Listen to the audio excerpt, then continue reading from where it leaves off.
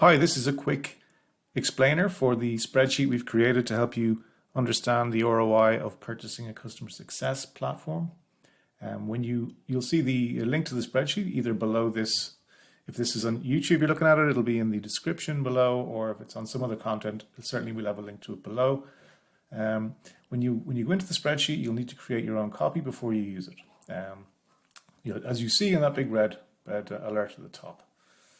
So what are we looking to do here? We're looking to plug in your key metrics, and then from those identify how buying a CSP platform might affect your revenues through time and what the return on investment might be on a platform like that.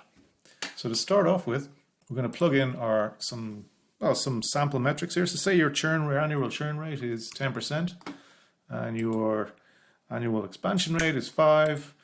By way of example, we'll say we're making 100,000 a year in a month, monthly recurring revenue, and you're being quoted, say, $20,000 for a customer success platform.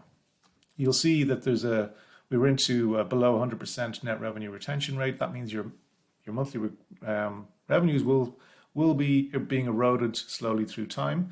If we look in the results tab here, you'll see that the MRR is slowly here over a 5-year period from month 1 to month 60. We're going from 100,000 all the way down to 78,000. So slowly being eroded, and you'll see in the annual, it's obviously operating the same way from an annual perspective.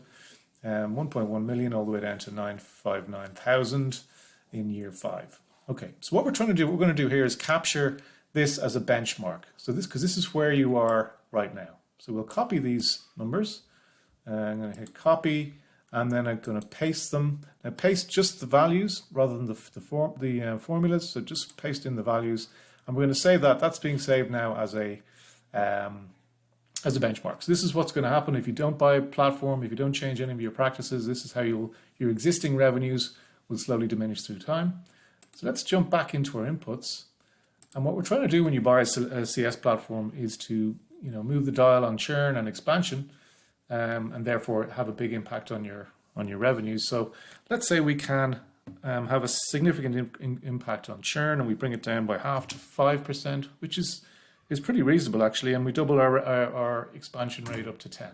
Okay, we'll see now we have a positive over 100% NRR, and you'll see then if you look here, our monthly revenues have gone from starting at 100,000.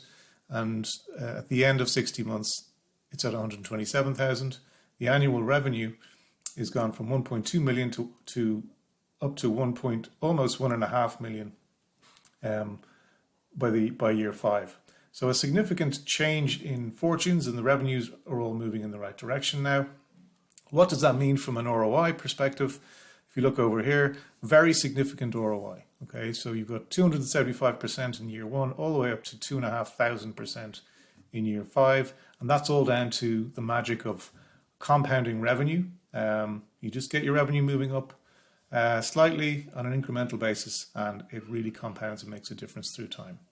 So there you go. That's how you can calculate the ROI. Certainly at a high level. There's probably more detail you can get into, but this will give you a good sense of whether this is an investment worth making, and maybe help you sell the concept of investing in this type of technology internally. Okay, thanks very much.